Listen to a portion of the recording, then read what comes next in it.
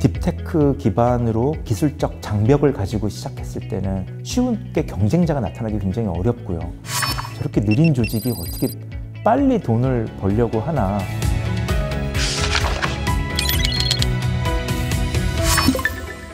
딥테크라고 하면은 어떤 연구가 수반이 돼가지고 과연 이런 것이 만들어질 수 있을까? 그러니까 뭔가 그 과정 자체를 직접 해보지 않으면 도저히 예측하기 어려운 거를 해내는 그런 것이 딥테크고요. 교육적인 백그라운드도 굉장히 커야만 할 수 있는 그런 게 딥테크입니다. 그래서 이제 어떻게 보면 딥테크라는 거는 어떤 기업도 자본과 조직을 모은다고 해가지고 쉽게 될 수 없는 것들, 기술적 장벽을 바탕으로 사업을 영위하는 게 이제 딥테크 창업인데요. 이런 딥테크 창업이라는 거는 이제 비즈니스 모델 자체가 존재하지 않고요. 그냥 만들어진다는 것 자체가 비즈니스 모델이 되는 그런 창업의 형태입니다. 저희 카이스트가 가장 효율적으로 해낼 수 있는 것이 이 딥테크 창업의 영역이고, 비즈니스 모델을 기반으로 할 때는 굉장히 많은 경쟁자가 굉장히 빠르게 올 수 있고, 치열한 경쟁 속에서 뭐 쉽게 도태도 할 수 있고, 하지만 그 딥테크 기반으로 기술적 장벽을 가지고 시작했을 때는 쉽게 경쟁자가 나타나기 굉장히 어렵고요. 딥테크 창업을 하면은 처음에 창업되는 초기부터 이제 투자자들은 많은 가치 평가를 하잖아요. 이것이 얼마나 가치가 있을 것인가, 이 기술이 얼마나 성장 가능성이 있을까를 계속 보고서, 그러니까 기술 자체가 얼마나 어려운 거고 이게 시장에서 얼마나 임팩트가 있을 것이다라는 검증을 한 다음에 회사가 시작이 됐기 때문에 이미 기술이 만들어지기만 한다면 이만큼 가치가 있을 것이다. 그 베이스에서 출발을 하다 보니까 오랫동안 생존을 해가지고 이제 가는 게 아닐까, 뭐 이런 생각을 합니다. 모든 창업자가 가장 어려워하는 거는 그 자금을 모으는 게 가장 어려워요. 교수님들은 이제 컨퍼런스에 가가지고 어떤 연구 결과를 발표하시는 거는 너무 익숙해요.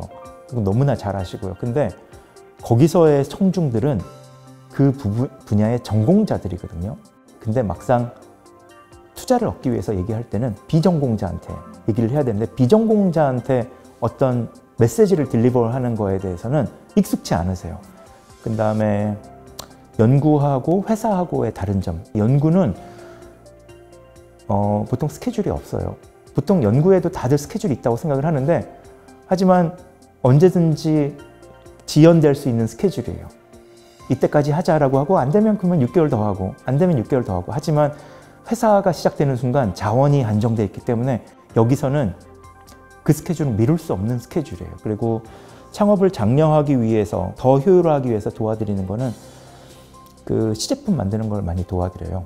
시제품을 막상 만든다고 그러면은 문제가, 이제 시제품을 만드는데 너무 오래 걸리는 문제가 있어요.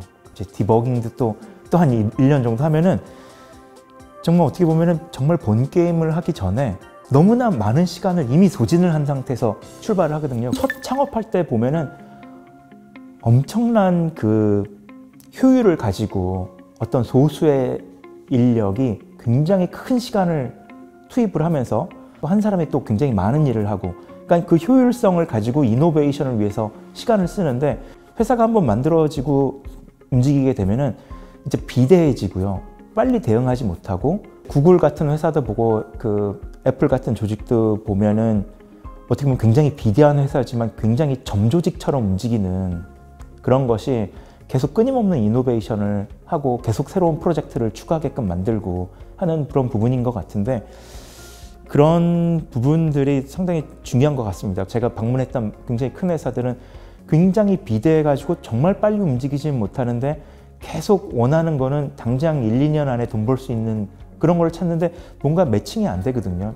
저렇게 느린 조직이 어떻게 빨리 돈을 벌려고 하나. 끊임없는 이노베이션이 이루어져야 되는데 그 소수의 똑똑한 인력들이 굉장히 집중하는 그런 모습들이 나타나야 되는데, 그런 부분이 좀 약한 것 같습니다. 딥테크일 경우에는 이게 뭔가 만들 때 충분히 이 기술이 쌓여야만 그 다음 스텝으로 가는 면이 있는데, 지난 10년 동안 투자를 했지만 아직 안 왔다고 해가지고 시장의 흐름에 따라서 이걸 넘겨버릴 게 아니라, 건물을 이만큼 올렸는데 이제 돈이 떨어졌다고 건물을 그만 지면은 그 회사는 부도가 나는 거잖아요. 어떻게든 완공을 시켜가지고 그 다음에 이게 돌아가야지 그 다음 생태계가 돌아가기 때문에 결실을 볼 때까지 계속 지속적으로 어떻게 보면 계속 모니터링해서 봐야 되는 영역이 아닐까 생각합니다.